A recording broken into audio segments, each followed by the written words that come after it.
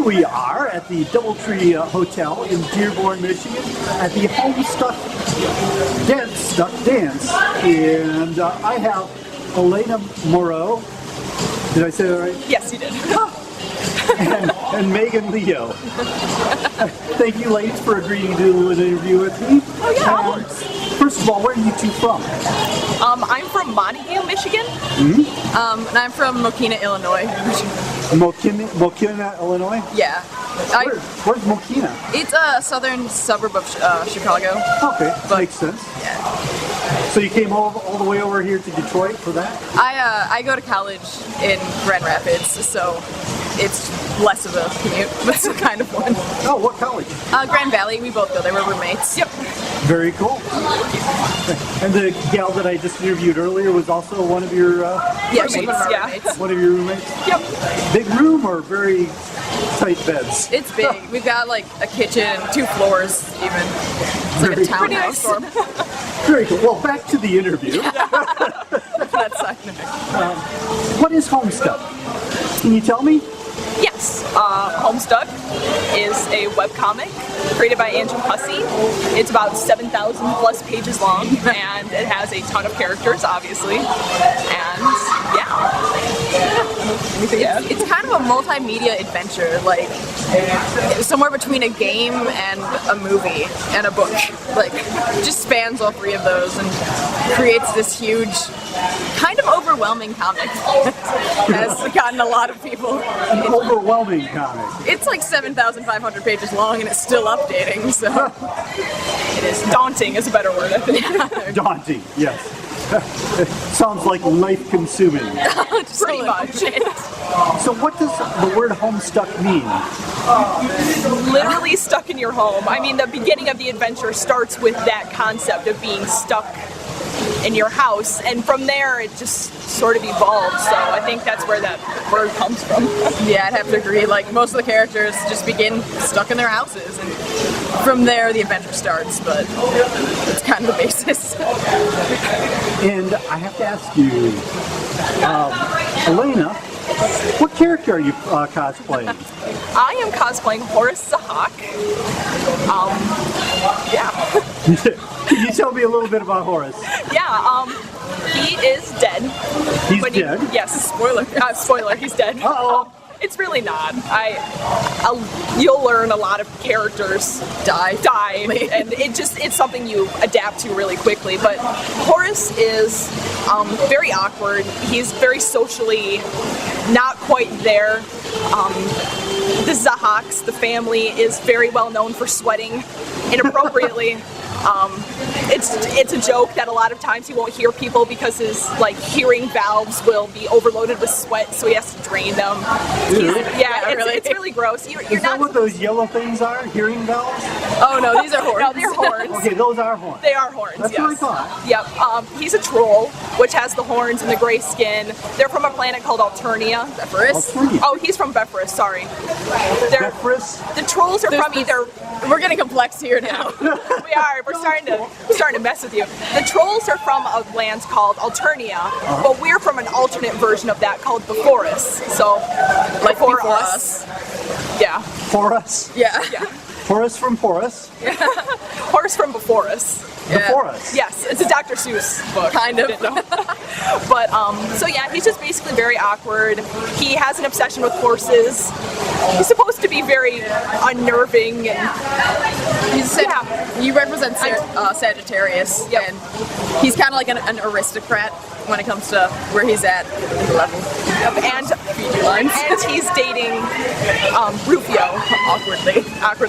And Rufio doesn't want anything to do with it anymore. But yeah, I'm cosplaying Rufio Nitram, who's vaguely based off of Rufio from Hook, which is fantastic. But he's dead too, because most of them are, and he's from Bepharis. But Rufio represents Taurus, which is why I have these annoying little bull horns going on. And he's got big wings that I just recently took off, but they kind of allow him to fly around. And he pretty much is just like Rufio from Hook, like he crows and all that, but he's got a little bit of a confidence problem. And he covers that by talking kind of brokenly and calling people doll. and Doll? Doll, yeah, all the time. And he's been trying for a long time to break up with Horace, and it hasn't been going too well. But yeah. So is Horace a girl? No, they're both boys. They're both boys, and yes. okay. That's how Homestuck rolls. Yeah. But yeah, and Rufio's pretty low. It's called the chemo spectrum. It's kind of like the class system of Homestuck, and he's pretty low on there, so he's kind of a peasant blood compared to the aristocrat over here. But yeah. So what drew you to cosplaying Horace? I've actually done a lot of other cosplays from Homestuck before this, and cosplaying as a Hawk has always kind of been something I've wanted to do. Just because, as awkward as I've made his character out to be, which he is, they're really endearing at the same time. Because as weird as they are, he's got this really kind of sweet, he's very, like, all the Zahaks are very strong to the point where if they touch something, they might accidentally break it. But he has just a very kind, caring, gentle personality, and it's just a really cool combination. And he doesn't, none of the Zahaks get much development time, so you kind of have to piece it together yourself, and that's part of the reason why I thought he was so endearing, is because you don't get much at first. So he's just, I don't know, kind of a cute, relaxed guy, and I really like that about him. So that and these goggles were really cool, so I really wanted to try making them. Steampunk. Yeah, exactly. So I mean, how could I resist trying these out? And you said he is a Zahak? Zahak, yep. What is a Zahak? It's just his last name. Oh, okay. Yep, there are a couple of other ones, usually alternate timeline versions. So it's kind of like a family almost, where there's Horace, there's Equius, and then there's Darklear. And they're all three Zahaks, so they'll kind of have the same macho but awkwardly gentle personality. So he's Horace Zahak of the clan Zahak. When you say it like that, it sounds a lot cooler than he probably actually is. Just flew through the roof. I used to watch Highlander, sorry. Oh no, I like that better. I like the accent. Yeah. What about you, Rufio? I'm sorry, what drew me to cosplay? Sorry. What drew you to playing Rufio? I've also cosplayed a lot of Homestuck before this, but oddly enough, the Nitram family, there's Tavros and Rufio and this guy, the Summoner, but normally she's cosplayed Tavros and Summoner, and she's always got this handle on the Nitrams, like they're her family, but we needed costumes, because we're friends, we needed costumes that went together, so I was like, alright, we might as well pick up the other Nitram, but Rufio's just kind of this like chill guy, and you don't see a lot of him, but what you do see of him, he's just really endearing, like he's been built up the whole series to kind of be like the self-confidence of everyone, and everyone who's got self-confidence problems is like, Rufio! And plus you get the fun moment of people who know Hook, and then you get jokes from Hook translating over into another fandom, so it's just, I don't know, it's really entertaining. Plus I've got these giant horns to navigate with, and trying to get through doors, it's fun, so. Whacking people as you walk past? Constantly. So, did you two make your horns? Yes. What do you make them out of? Can I take this one? Yeah, go ahead, you make them. We make them out of Model Magic, which is an air drying clay. It's really lightweight, and then what we end up doing is sanding them down into the shape we really want. So, you know, you make the basic shape, sand them down to be really, really smooth, and then you paint them and gloss them and keep going. Rufio's over here are obviously much bigger, and therefore would be a lot heavier with all of the clay. So they have a styrofoam core, okay, and then there's aluminum foil around that's making them into more of the shape than just styrofoam. So then the aluminum foil kind of curves it, and then it's Model Magic over that, and then sanded, and the same thing. So it takes a long time. It does. It's about a 2-week process, so by the time everything air dries. So how long did you take to make your cosplays? We have a really bad habit of waiting to the last moment and then just throwing stuff down, and like these are probably like 1 week. Yeah, like full outfits were probably 1 week. We've been making the horns for probably around a month now, just because we've been planning this for a con as well. Like I finished this vest last night. Yeah. We're just like, alright. So I mean, the outfits aren't as impressively long made as the horns are. Very cool. So how did you get started on Homestuck? About You don't even know. Just happened. happened just randomly one day. I was a Homestuck in gray. About 5 years ago, actually, a girl I knew through theater asked me to read this comic. She's like, it's perfect, it's awesome, it's a ton of fun, and it just got started. And I tried reading it, I got about 50 pages into it, and I hated it. So I put it away, and about once every year, I kept trying to read it, and I hated it. I just could not get into it. And finally, about 3 years ago, I sat down, and almost despite the world, because it started to kind of get some notoriety on the internet, and I'm like, what is this? This is not the comic that I thought I was reading, because all the fan art looked really cool for it. So I'm like, okay, you know what? I'm just going to sit down, I'm going to barrel through it. And about 3 years ago, I sat down, and almost despite myself and the internet, I just read as much as possible. And I ended up falling in love with it. And, you know, I went to conventions and saw people dressed like this, and I really wanted to try it. So it just kind of lined up really well with me reading it and me wanting to get into cosplay. So they both kind of went hand in hand together.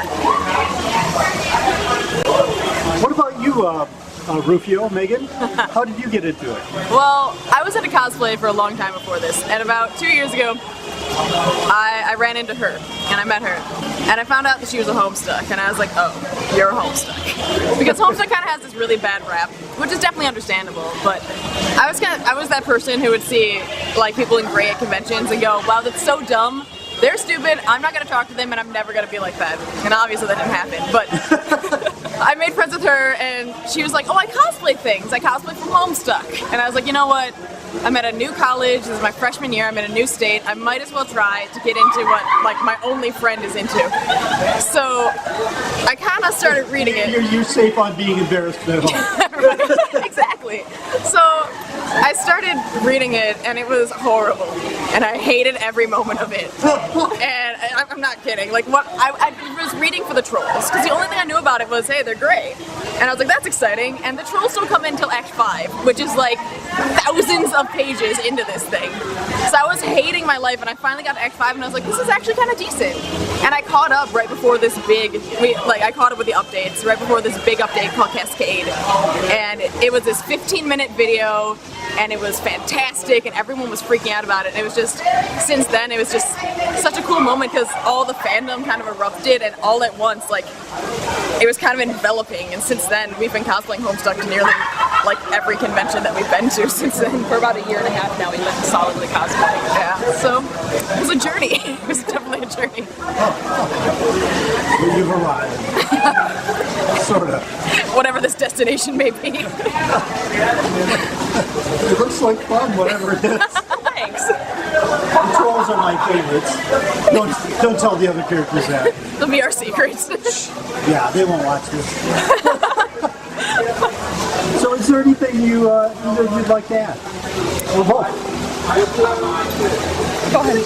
I mean, just that, like, it's one of those things that gets such a bad rap. And it's so unfortunate, because, like, we're both on Tumblr, everyone's on Tumblr, pretty much in the Homestuck fandom, and all of the other fandoms kind of rip it apart, and I understand, but it's kind of like a big family. And that sounds really cliche, I know, but it's just one of those cool things where the second you're in, you're in. Like, we were talking to someone earlier here who's, like, probably about 10, 15 years older than us, and he was like, well, I was kind of afraid that when I showed up here, it'd kind of be awkward because I'm so much older.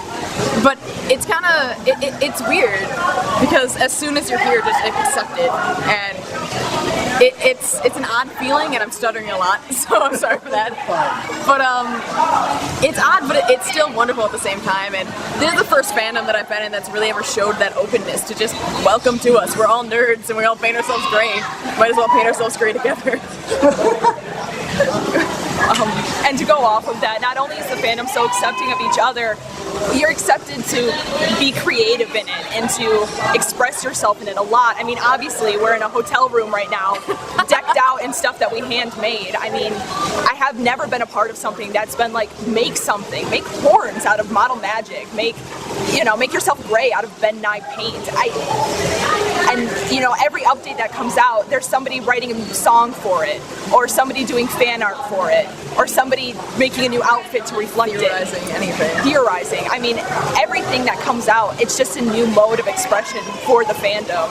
And I feel like personally I draw, and I feel like over the past 3 years in this fandom, I've just been able to develop so much as an artist. And I know you sing and voice act, and Megan's grown as a voice actor from this. It's not just developing, you know, as a fandom itself, it's developing us with it, which is really kind of cool, as lame and cliche as that kind of sounds. We're so sappy. Yeah. So you're thinking this is actually working towards your career? I mean, kind of. I voice act and sing on the side. I'm a writing major, but that even helps because we have discussions in class all the time. I'm about to nerd out here for a second, but go for it. We always talk. Nerd out all you want. Thanks. Nerds are good. We always talk in class about taking risks with your writing. And if there's one thing that Homestuck does, it takes risks with writing. I mean, it's a 7,000 page something written in second person. Like, that alone is something that you never see. And on top of that, you've got a cast that's hundreds of characters huge, and people dying off and coming back every 5 seconds, and you've got different typing quirks, and it's kind of like this evolution of like linguistics even, and it's just this huge risk that paid off. And to me, that's just really inspiring as a writer to think, well, you can keep taking all these risks and you can keep trying all these new things, and why not throw in a video, who cares? And see that it actually has paid off with like all 70 of us that are here and everybody all over the world, really, that's a Homestuck. Like, it's inspiring, and I'm dorking out, but I'm just gonna be like that. And I'm going into English, so when she said, you know, linguistic evolution, that's exactly what the comic is. It's just this huge step of, we've done, you know, third person, first person narratives for the past hundreds of years. How many second person narratives can you think of off the top of your head that aren't pick your own adventure, like dusty? I know, but it's like dusty, weird sci-fi books that you just kind of keep in the back of a bookstore. Like, this is something that, you know, so many people have read and have no problem reading. Yeah. So it's just this really cool linguistic development that, you know, is groundbreaking. And I'm going into teaching, and I'm sitting there going, how can I incorporate this sort of cool writing evolution? Well, seriously, this cool writing evolution idea in my classroom, or, you know, in the classroom of other people. It's just a really neat, I don't know, perspective on the English language, I guess. Very cool. Well, thank you so much, Alaina and Megan. Thank you. And from the Doubletree Hotel in Dearborn, Michigan, this has been the Weird Review. Thanks so much.